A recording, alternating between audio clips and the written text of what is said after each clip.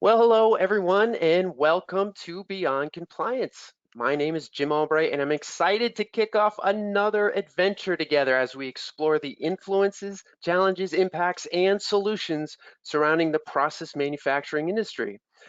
So since we have a few friends who are new to the series, Beyond Compliance originated a few years ago to help connect you directly with manufacturing industry experts. And each month we host new speakers who share their perspectives on how manufacturers can change and evolve business processes, technologies, and outcomes. And you get a chance to take part in the discussion too through your comments and questions. So as usual, this series is brought to you by SafetyChain, the makers of the #1 plant management platform designed to unite plant production, quality, and compliance to enable process manufacturers to improve yield, maximize productivity, and ensure compliance. It's very, very cool.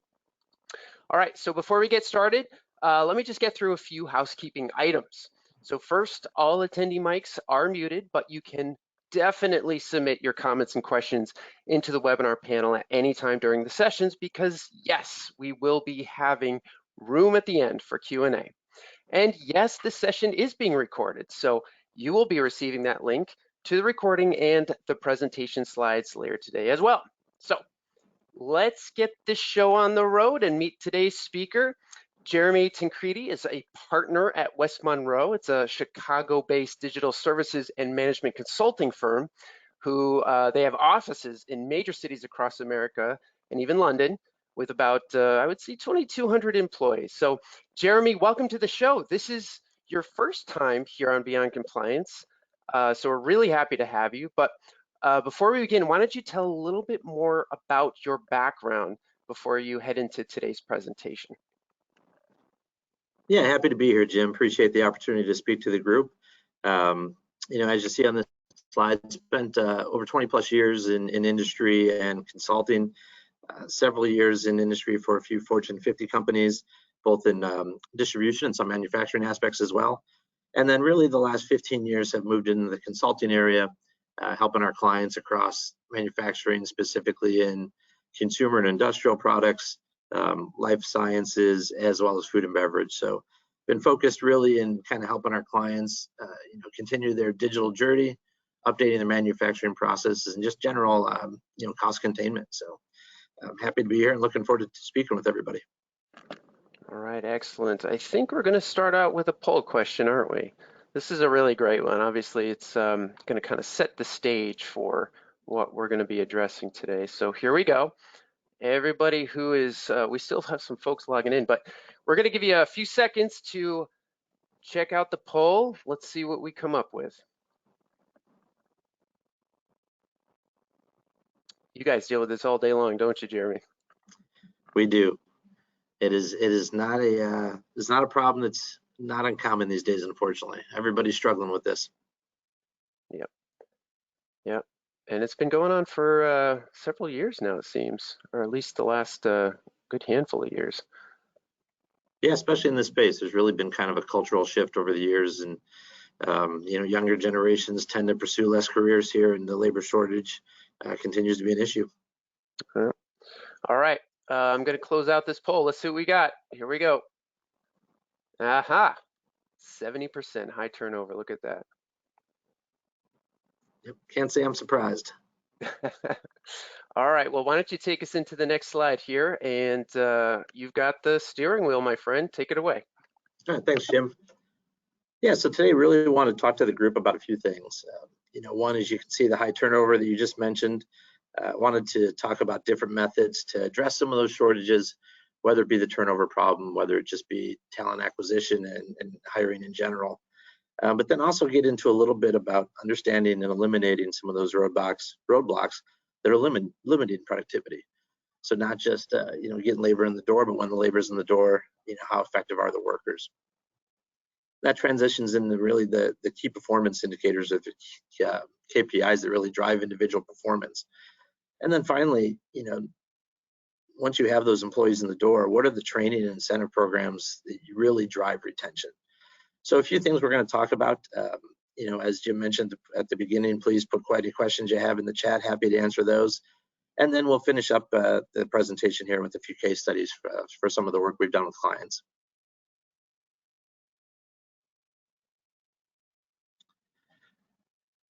So I wanted to start, the poll we started off with kind of highlighted the same thing, but we did conduct a survey recently of a bunch of our clients and a bunch of supply chain and manufacturing executives to kind of learn what challenges they were facing. So we continue to have people come to us concerned about the labor shortage, concerned about the labor problems they have and labor challenges, and really want to get an understanding of the biggest ones that we're facing them as well.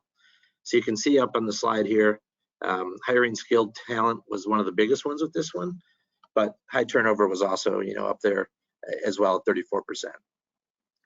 I think the interesting thing for us when we asked this question was pretty much unanimously, everybody said that the labor challenge is a big problem. But when you look deeper into those numbers, 23% of our respondents, don't measure labor in real time. It's all retroactive. It's all, kind of firefighting mode. It's not real time, and then 12% of them don't measure labor productivity at all. So while they understand it's important, they see it more as a getting bodies in the door type of a problem and not actually managing the labor that they do have in the door.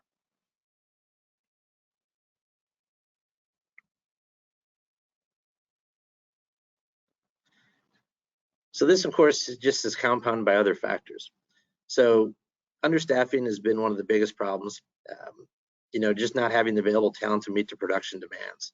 And the problem is that these are all so closely related, and it becomes kind of this vicious cycle. So because you're understaffed, you're forced into additional overtime. And now, because of the overtime, you have a lot of employees with poor work-life balance.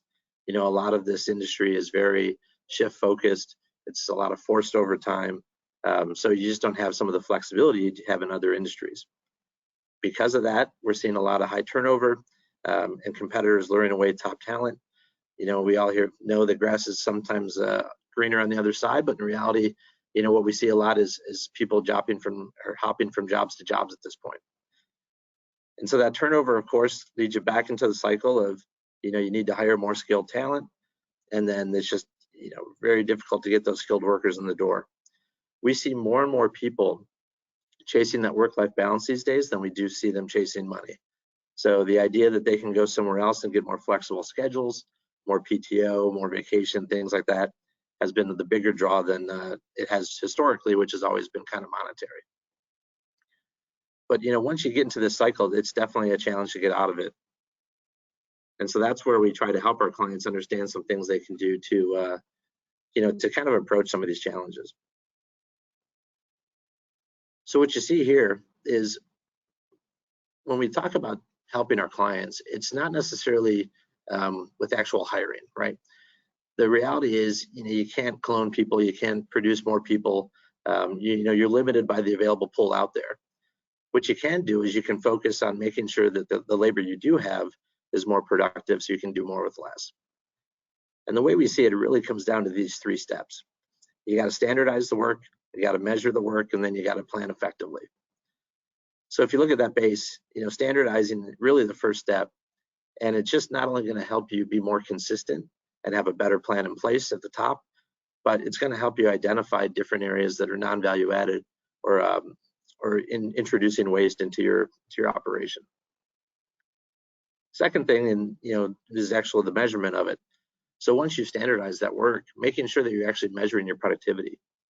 We just had a client this morning that we had a call with, where every time they run the part, they have a different output number, and trying to understand, what that is, but they're not actually measuring how many labor hours they have dedicated to that job. It gets run through the line.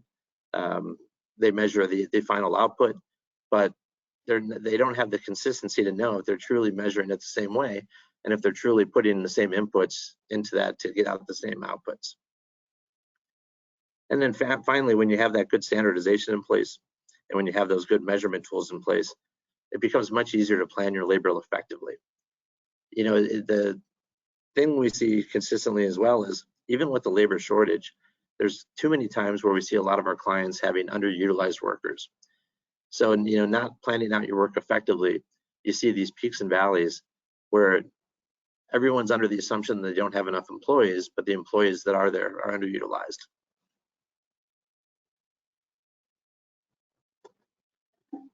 So we call those foundational steps for a reason, right? I don't think anyone on this call is kind of surprised by those. It's not necessarily a silver bullet or anything like that, but while they may seem obvious, there's many obstacles that prevent a lot of our people and a lot of our companies from executing this effectively. The first one we always hear is just a lack of time or lack of resources.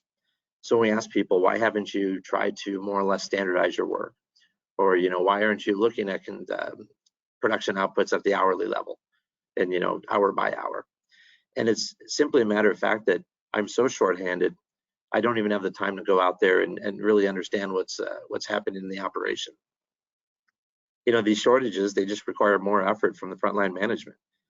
So you're trying to meet the production demand, you're trying to meet your customer requirements, get product out the door. And a lot of times for your frontline management and supervisors, we see the natural instinct is to jump on the line and actually get your hands dirty and get in there and help production itself. On the flip side of that, we see a lot of people become overwhelmed and fall victim to what we call plan chasing. So as they're short-staffed and as they get further behind their production plan, they kind of get hypnotized by updating their plan to see how far back they're falling in terms of the plan itself. So they spend more time in the office chasing that plan than they actually do out on the floor being proactive and helping their employees. And then the last thing we hear a lot is just companies not knowing where to start. They have historical processes in place that used to work, but as they've grown, as demand has increased, and have the labor shortages increased as well, just not knowing how to change their operation and how to really get that first domino to fall where they can be more effective for future work.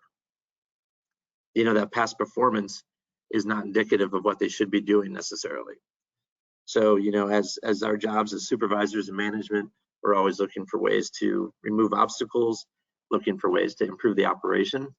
And if we're doing this consistently, but still holding our employees to a previous historical average, we're not always seeing the benefits of that work we put in.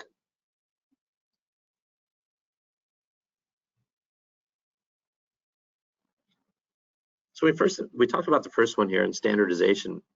It really is a low-hanging fruit. And I think that one of the biggest things that we see is just the definition of standardization itself. People believe that when they have training documents in place, when they have SOPs, that's really enough, and that's all you need to do to standardize the work.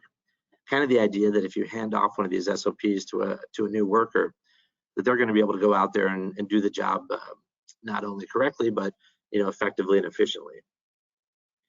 And a lot of times we see that they just believe it's all inclusive and it's the only training aid needed.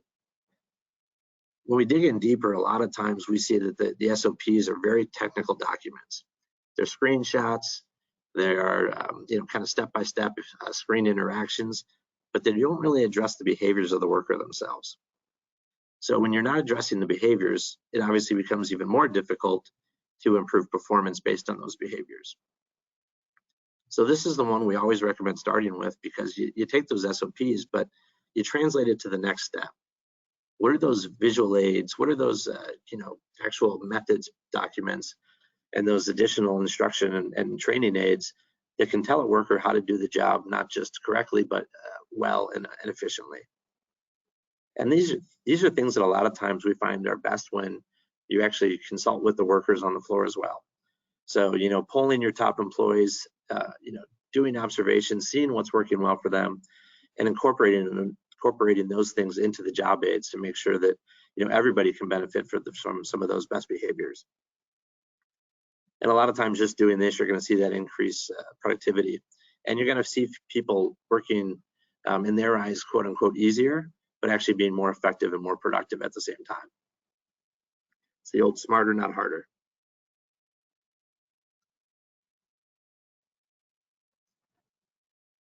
And then as work is standardized, the next process is understanding what KPIs really drive the outcomes of the company and the desired outcomes. So, we have a lot of common KPIs across the industry. People are measuring uptime, worker utilization, overtime, things of that nature. but it's important to actually map those to what you're trying to accomplish in your operation itself.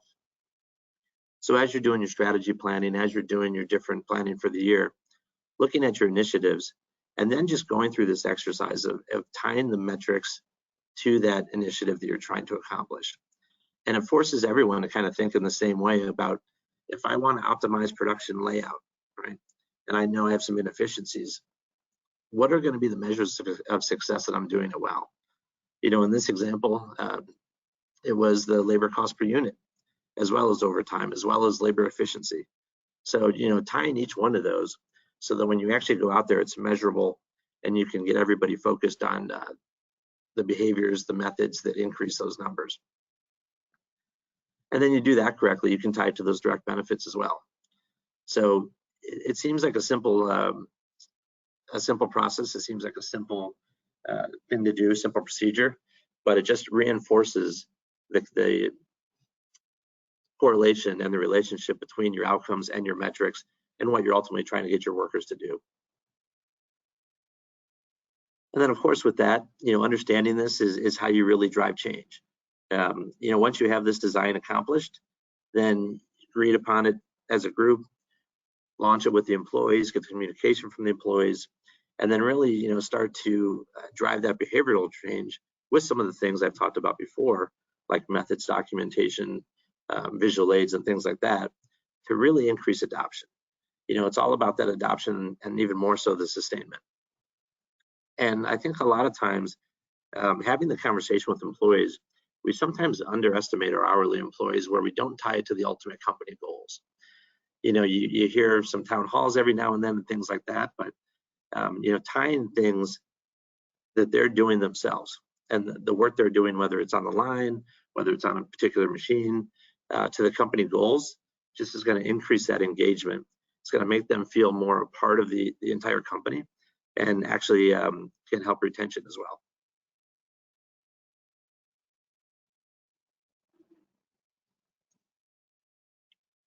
So when you're really looking at sustainment, especially as we talked about with retention, we've had a lot of success, and our clients have a lot of success with putting, you know, proper performance management in place, and really to do that so that you can put incentives in place. So a lot of times we talk about performance management, it has this negative connotation. People believe that, you know, you're talking about the stick, you're not talking about the carrot, you're not talking about motivating your workers. But really, it's that baseline that you need in place so that you can incentive and give them a reason to stay at your company, and give new employees who don't currently work there a reason to come join your company. And so we kind of see this whole thing as a kind of a 4-step process. So first and foremost, you know, really understanding the current state, understanding what is happening on the floor, conduct some focus groups, get, you know, side by side with your employees, and then really understanding, you know, from a day-to-day basis, some of the challenges they're feeling, you know, some of the things that, you know, make them say, hey, that was a good day when I go home at the end of the day, but also understanding those things that are demotivators. You know, a lot of times we see performance of low performance around them, you know, bringing down their motivation if they're a highly motivated person themselves. And then the next one, determine the goals of the program, right? So not just, hey, we want to put an incentive in place, but what are these actual things we want to accomplish with the incentive? Do we want our employees to be more competitive from a take-home pay? Do we want the program to incent behaviors that get them home earlier and increase that work-life balance? So this is where that employee committee really comes in, to understand, you know, what is going to move the needle for those employees. Is it simply a matter that they feel undervalued and underpaid? That's the old monetary incentives that we've talked about. Is it a situation where they do feel like they don't have flexibility and their work-life balance is hurt because of it? And this is where the labor challenges really compound it. So if they're feeling like they're, you know, every day they're coming in and it's going to be forced overtime because they know there's not enough people, you know, that can be a huge demotivator and cause people to seek other jobs. So if there's ways that you can put incentives in place where instead of, you know, additional pay, you earn additional time off.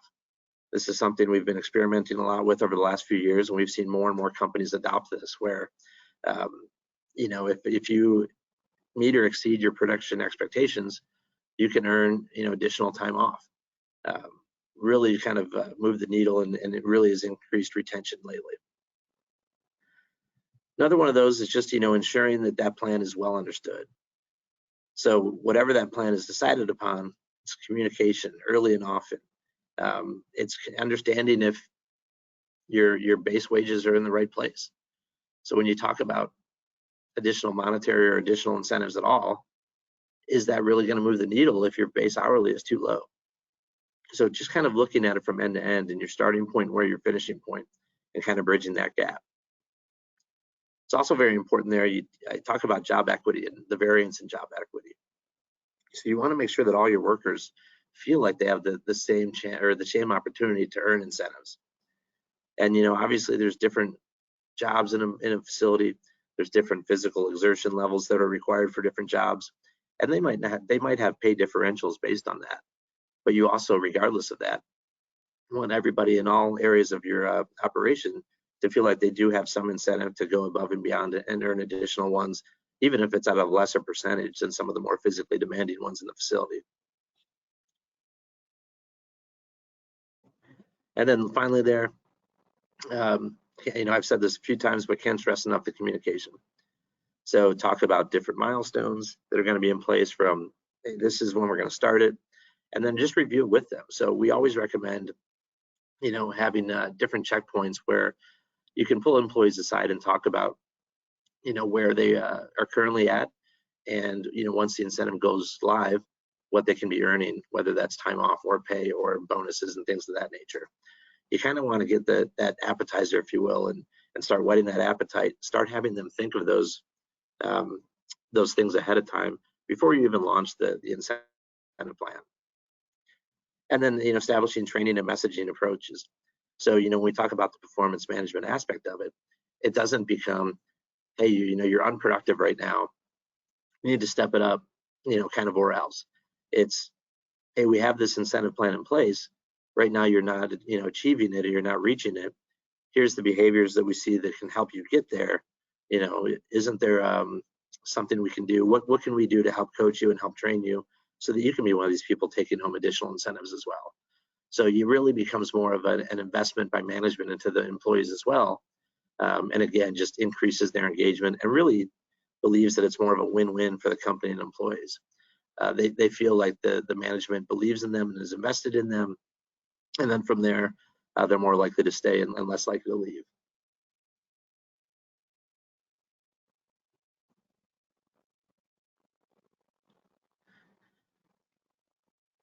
So I want to talk a little bit, I'm going to finish up here with 2 case studies. So the first one, we incorporated some of these different approaches and some of these different things I've talked about into a company that was a life science packaging company. And really this company was struggling to meet demand. They felt like they were severely understaffed to the point where they actually had 70% of their team was temporary workers. So, just continued to have people leave, couldn't keep people long term. And then as we all know, that those temporary workers just were nowhere near as effective as their full-timers. So because of this, they saw, periods where just customer orders weren't getting fulfilled. And then, as they had these unfulfilled orders, they'd force people into overtime, they'd catch up on those orders. And then they'd also have, periods where they're planning for overtime. They pull in additional temp workers, request additional temp workers. And then they actually have underutilized workers.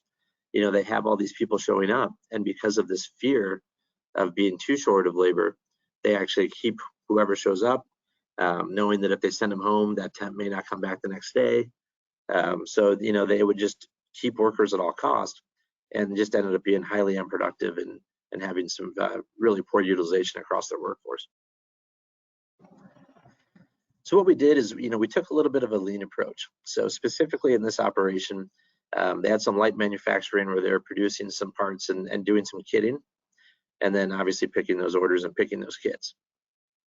So we looked at standardizing the work itself, as I mentioned. What we saw is they had 4 different production lines, and while each line had the same procedures and they actually had the same kind of U-shaped setup, every worker, they had a lead for every line, and every workers and every lead, I apologize for that, every lead set up the line differently. So we saw different material staged in different areas. We saw different amount of people at different sections of the line, and it just wasn't consistent line to line. So when we looked at the production outputs and said, hey, you have a lot of different things going on here, which line is your most effective or most productive? And they couldn't tell us because they weren't looking at an individual line perspective, especially when they got down to an hour by hour basis. And so starting with that kind of basis in place, we standardized the line setup and created methods documentation on not only just how to assemble the kit and how to assemble that order, but also here's where your whip goes, here's where your raw material goes, did some basic 5S, but at the end of the day, all 4 of those lines looked identical. Amount of workers at each station, and kind of set up those job aids. So then from there, we weren't talking any high-tech technology on this one. We were talking just simply about actually tracking at the individual's performance level how well they were doing against the production estimates. So each lead then was responsible for updating a production board hour by hour, and on the production board, it not just had the line, but it had the workers on the line. And while their individual performance wasn't on that board, just having their name up on that board with the production numbers really increased kind of that ownership of that line by each individual employee. And then once we actually were able to standardize that and able to get a little more consistent approach and a consistent output, we tied those output numbers back into an Excel-based labor planning tool to get to that last aspect of it. And really what that did is it gave supervisors more confidence in actually estimating their labor needs for the day and for the week. So at this point, when they were having the communication with the temporary agency, more confidence in asking for fewer attempts when necessary, more confidence in, if I have a bunch of people show up, allowing some to go home, and more confidence just in the fact that when they said, hey, tomorrow I'm going to need 2 hours of overtime, that it really would be 2 hours, not 3 hours or 4 hours in some cases. So the end result, able to decrease headcount by about 30%. Couldn't eliminate all the temp workers because, as the whole reason we're here, the labor shortage is very real. But we're able to eliminate their need by quite a bit there. In turn, reduced their labor cost per unit 15%. Actually saw less people needed to work on that line itself with that standardization we did, and then reduced overtime by 7% as well.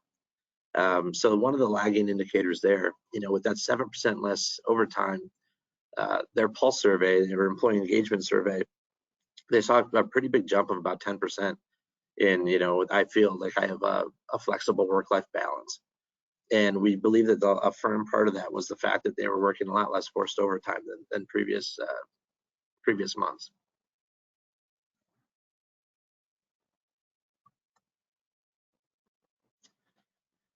So next one I wanted to talk about, highlight another example here. We did, this is the kind of output. So this is what it means in real dollars as well.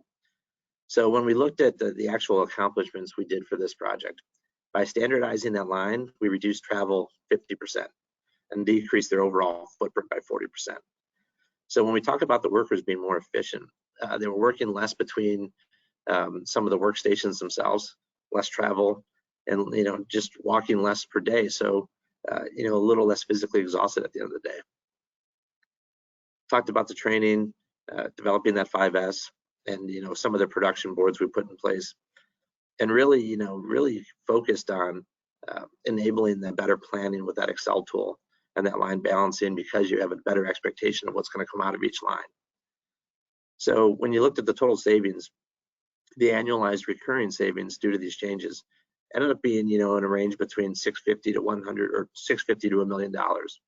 And you can see how it's broken down there, but we decreased the downtime, increased the efficiency, and excuse me, less overtime as well.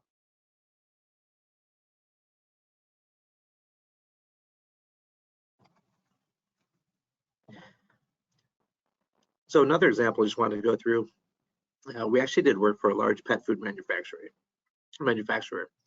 And this was a company that was really focused on kind of the boutique pet food market, kind of more or less high end, but had really shown a lot of growth over the years. and was struggling to keep up with demand. So as they grew, their natural reaction was to keep up with it. They were just trying to throw bodies at it. So their costs were growing. They were seeing the actual margins erode as they put more and more labor to it. And then because of this, as they threw more people at it, they felt that they needed more space to expand, and they needed to increase their footprint. And we saw a lot of production inefficiencies and again underutilized labor. So not only were they had this impression that they were short of labor, but the people that they did have just were not working fully utilized. So similar approach, looked at the actual operation itself, and this one we really focused on some of those changeovers and differences as they changed from one product to the next. Saw a lot of inefficiencies, saw a very high amount of changeover time, and then saw a lot of line downtime as well.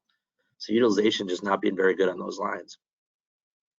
So we dug into some of their financial and operational data, and just decided to create more of a KPI scorecard, because the departments weren't measuring things individually, and weren't necessarily tracking performance real time to inform decisions.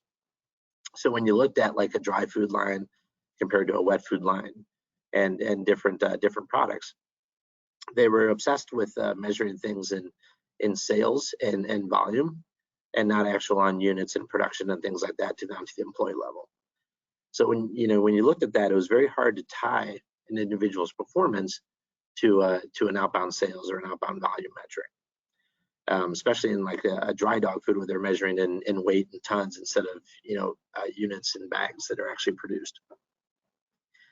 So looking at the data available, we created these short interval controls, and really gave the management a chance to go out there and update these at the hourly level and daily level to understand which employees were productive, but also which different products were more productive as well.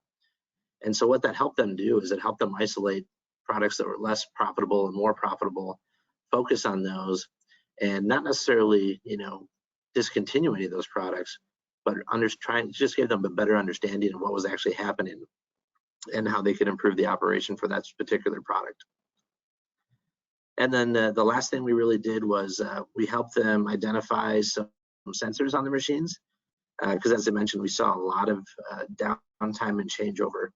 So wanted to really set them up with some sensors on the actual machinery themselves that could not only track productivity as it went through each stage of the line and track units, but also give them information on causes of downtime, what was happening, and give them indicators on the data ahead of time so they could understand, what were the usual warning signs of a line going down.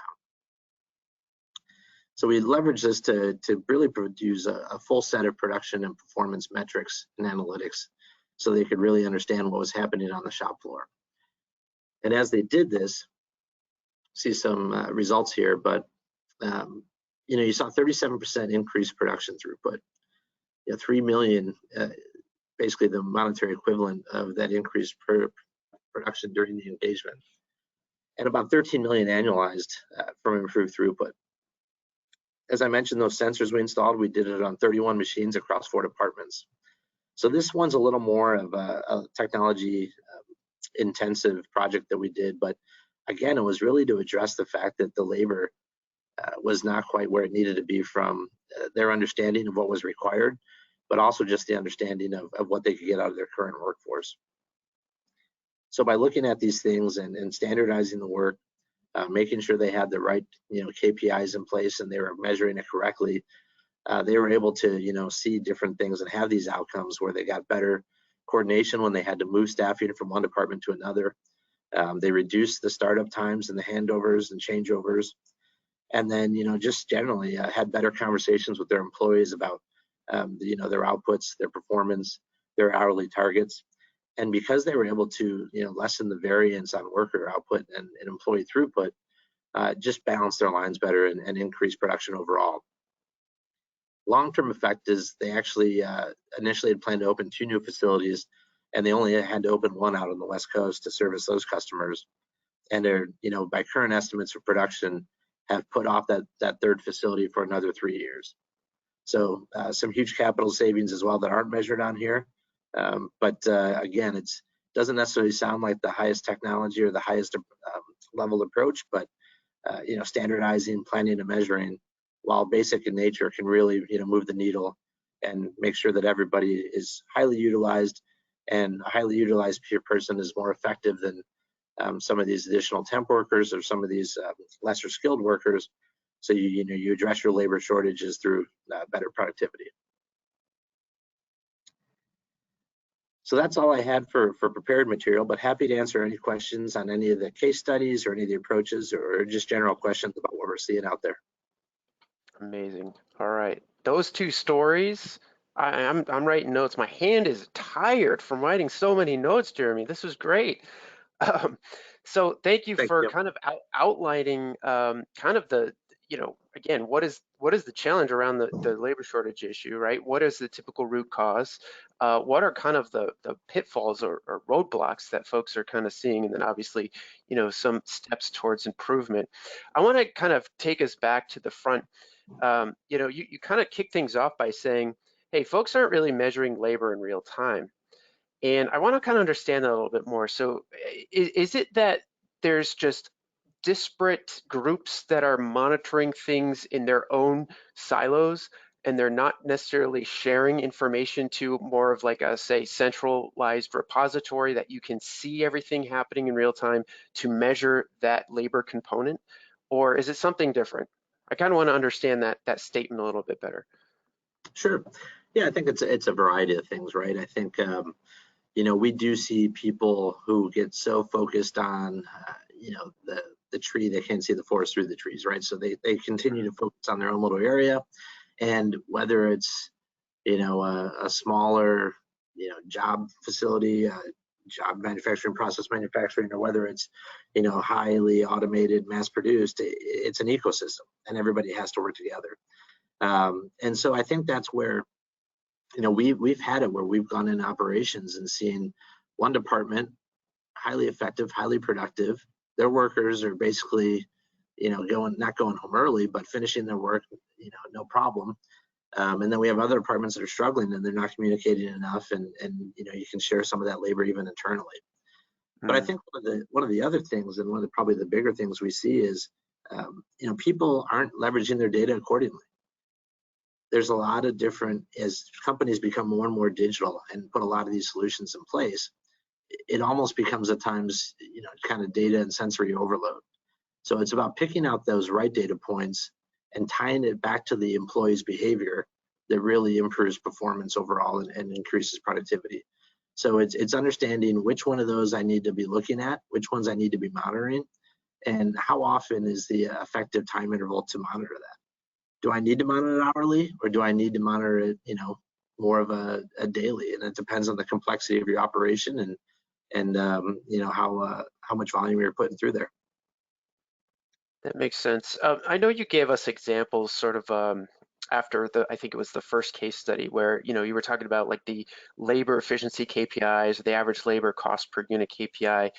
What other, I guess, metrics should folks start thinking about if they don't already have it in place? But what are the ones that you see are kind of missing when you guys go into the plant floor?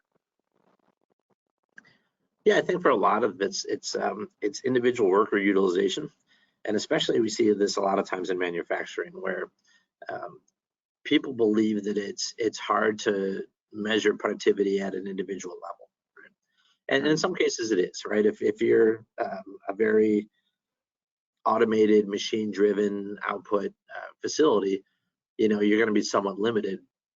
But that's where it's important to actually look at different solutions that can be either implemented on your machinery, or even if it's something that needs to be monitored by a supervisor at a workstation.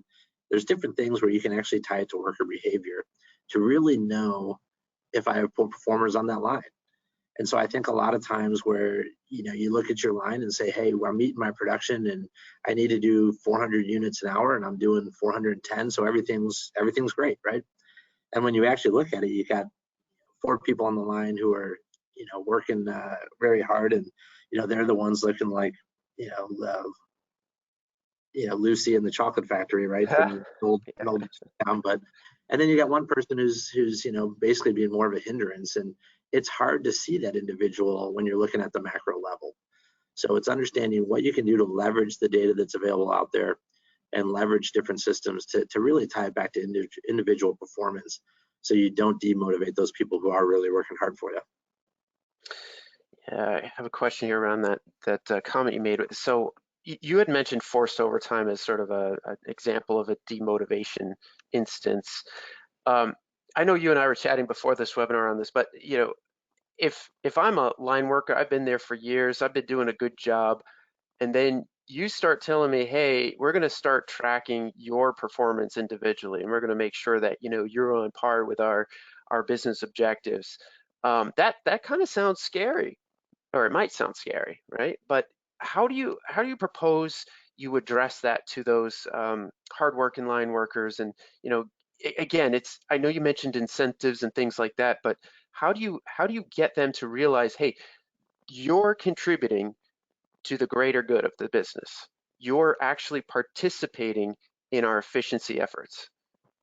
Can you provide Yeah, some information or examples around that? yeah, absolutely. And that's where I think tying it to the highest level company goals is really important, right? Because you talk about, hey, the reason I'm doing it is it's not a Jeremy problem, right? I'm not tracking you just to track you. We have company goals. We want to stay in healthy. We want to maintain a competitive business here. You've been here 20 years, whatever the case may be, and we want you here another 10 or whatever it is to retirement. So we're going to start measuring people at this level to understand how that equates to meeting our company goals as well, right? So tying it to a bigger goal, I think, is always one that's first and foremost you should do. I think the second and probably even more important one is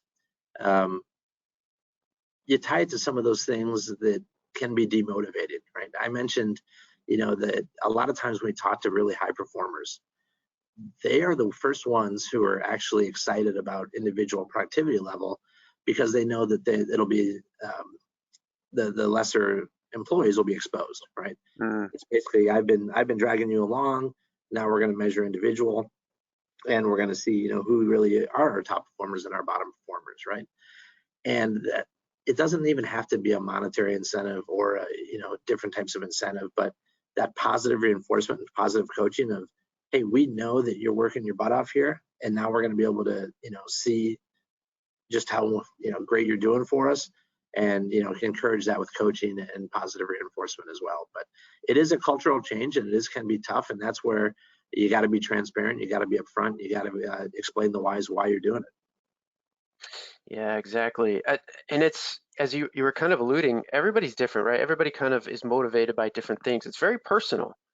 And I know you had brought up the idea of saying, hey, track employee behavior. Focus on, when you're training, that employee behavior. How is the message that you're trying to train with being received, or how is it being implemented in practice? And then how can you make changes to that as you're getting more information from these employees who are saying, hey, this isn't really working with me, or this isn't my style of learning, and you're kind of evolving that. Do you see that happening a lot, where that training component is kind of tougher? Because there's nothing, you can't just come in with a cookie cutter training program and say, all right, everybody's going to learn the same way. So Yeah. how do you adapt to different needs, different personalities, and different ways of learning? Yeah, it's a great question, and that's where it's so important to have a well built out training program, and not just an SOP you hand them on day one, right? Because people do learn differently. So that's where you have some people who want that very technical step by step. I'm just going to follow this and I'll be okay, right? And then you have people who are more visual, and they want to see a picture of what that part looks like assembled, and what it looks like when it's produced, and it's produced of a good quality. And then you have the people who really just need to have that audio coaching, and that's where putting a laptop on the floor with videos that they can reference, short little videos on, hey, here's what it looks like with someone voicing over it. It's having all those different methods to reinforce the training and reinforce those behaviors really helps. And that's where, again, when you talk about individual performance and that coaching and performance management, the worst thing that we see supervisors do is just tell someone like, hey, you're not meeting production, you need to step it up. If I'm new, or even if I've been there a few years, but I've developed bad behaviors, I don't know how to step it up. And that's where these training aids become so important, because it's direct actionable feedback of, hey, you're taking too many steps, you have your raw materials too far away from you. Move that pallet closer to the line, you're taking less steps. Each step is 3 seconds, and now all of a sudden you saved yourself, basically 35 minutes a day just in steps. So it's tying those behaviors to performance to really understand that you are invested in them getting better, and here's how you're going to help them. Right. But first you need to know what those little tricks are, right? Like you Yep. said, hey, these materials need to be closer. I mean, you have to be aware of that and have that sort of in your back pocket to help coach these line workers. Yeah, and that's where the standardization becomes huge. It's not just put it close to the line, it's okay, where, right? Yeah. Yep. Now, you had mentioned, and I found this actually really fascinating. People aren't as interested in monetary incentives as they are in maybe more non-monetary incentives, like you said, pay time off or something to that effect. That just blew my mind. Like, hey, you want to give me more money? Go right ahead. But I think maybe again this goes back to saying, hey, well, you have to work overtime instead of you voluntarily want to work overtime to, earn extra cash. So how do you get people to sort of kind of buy into this whole new culture? Yeah. Um, you know, get everybody kind of like excited about it. And what types of things have you seen worked at facilities that you worked with? Yeah, so I think it's interesting, right? Because I think we all talk about it, this cultural shift and this generational shift that we're seeing, and people are motivated by different things. You hear the articles about millennials and Gen Zs motivated by experiences and things like that. And then you see all these, scary articles where they're not saving any money because they're focused on this. And so you can see the research is telling us that the money doesn't do it for them. And to your point, especially when they're forced into it. So where we've seen companies, it's always usually the upper management who's resistant to this for a few different reasons. One, it's a new concept. And two, the reality is it makes it harder to plan. If you're going to put in a plan where you're going to reward people with time off, the first question we always get is, well, that's just going to make my labor challenges even more difficult because now we have to plan additional vacation. Right. But with a good plan in place, you can plan accordingly. You still have to limit how many people can take off on certain days, but the people see that, I'm not just going to be here 60 hours a week every week. I'm earning additional time by being productive, so I can make sure that I have that day off to, go to the concert or do whatever I want to do, and make sure that I really have that flexibility. So it is a newer concept. So we're seeing people, slowly but surely embrace that, and a lot of success with the people who have. And on the extreme side, we've even seen companies, create apps where workers can, bid on a shift. And I don't mean like a union bid, but actually like, hey, I need an extra shift. I want some extra money. Let's see if anybody's available this day. And so you log on and you click, you sign up for it, and there you go. You got a 4-hour shift coming. Yeah, that's really cool.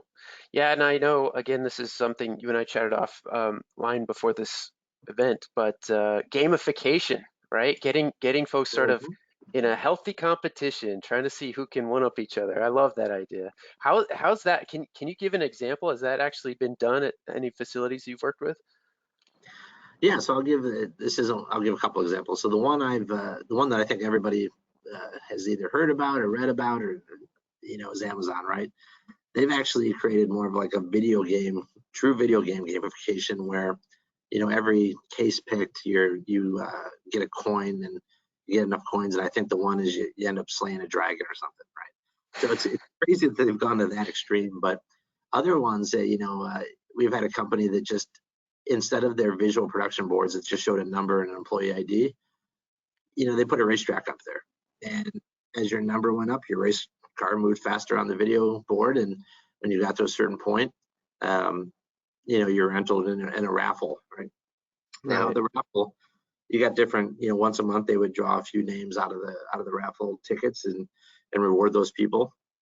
The interesting thing about this example though is, like, every month they'd give away a TV.